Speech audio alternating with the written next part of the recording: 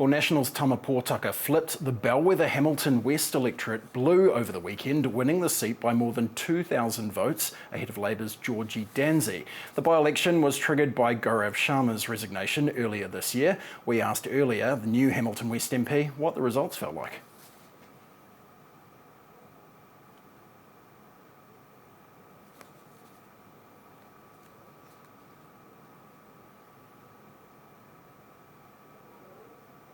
In Parliament and on the ground.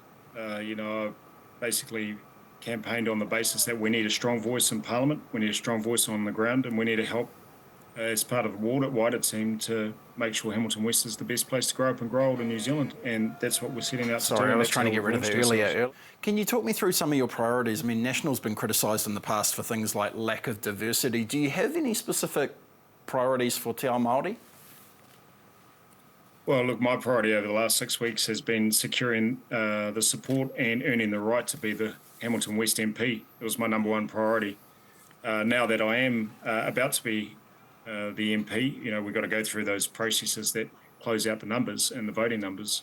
It's been highly visible and engaged as the Hamilton West MP and represent the hard-working people that live there. And getting my shoes and knees and feet under the desk and learning the tikanga and the protocols of Parliament and what it takes to be a really, really effective and successful MP. What is the government doing wrong in your perspective? Why, what was the drive to get into Parliament and change things? The number one thing is the government has genuinely been soft on crime, particularly serious crime.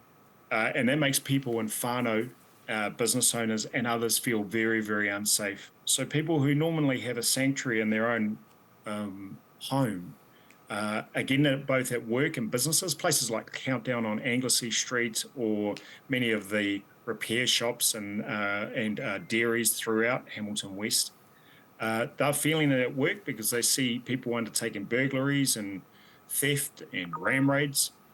And then they go home and they get the same at home as well.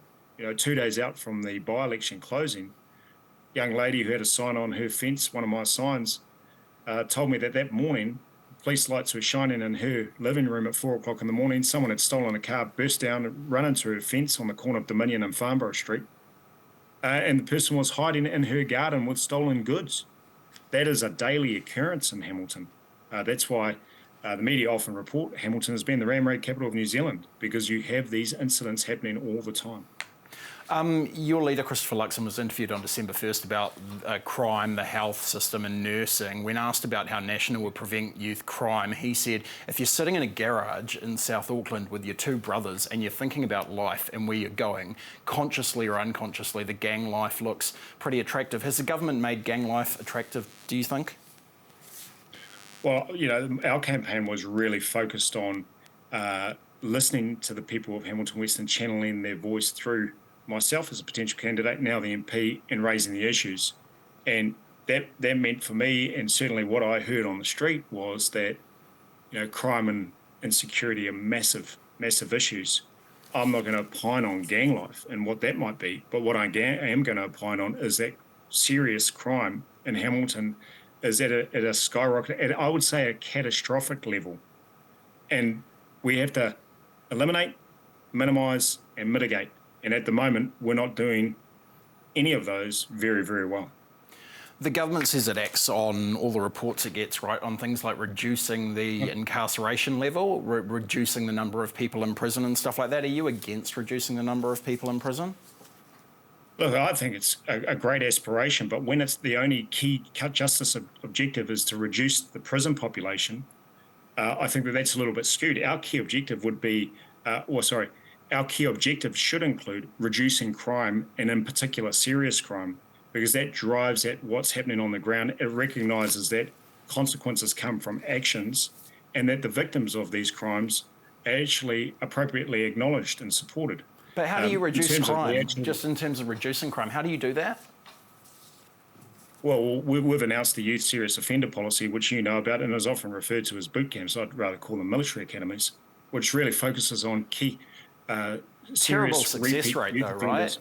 bad success It's rate. absolutely fantastic success rate, mate. The military academies, which were much shorter in nature, absolutely fantastic. When you talk about 15% of reoffending and 57% reduction in seriousness of crime, what's your counterfactual? Do you send So, fully grown adults to boot what I'm camps? saying is that there is no counterfactual to that. And when, you have young people going in with machetes and attacking staff at retail businesses and shops, you can't say that kindness is going to fix that. It just won't. And so when you have a reduction of nearly 60% in the seriousness of crime, that's absolutely fantastic compared to what we have now and have had over the last 5 years, which is a 500% increase in ram raids across the country. So at this stage, I think that that's a very viable and credible option. Can National win Māori over at the next election? We are a party that's really delivering and focusing on needs and delivering on needs. And Māori are very diverse and heterogeneous. And so I think that what we are seeing is an absolute refocus on who's the best party to take this country forward. And at this stage, and certainly in this by-election, what we've seen is National was a very, very credible and viable option for all New Zealanders, including Māori. Tama Potaka, a pretty resounding win over the weekend. Thanks very much for your time. Congratulations. Kia ora, ngā mihi ki a koe, kia koutou hoki.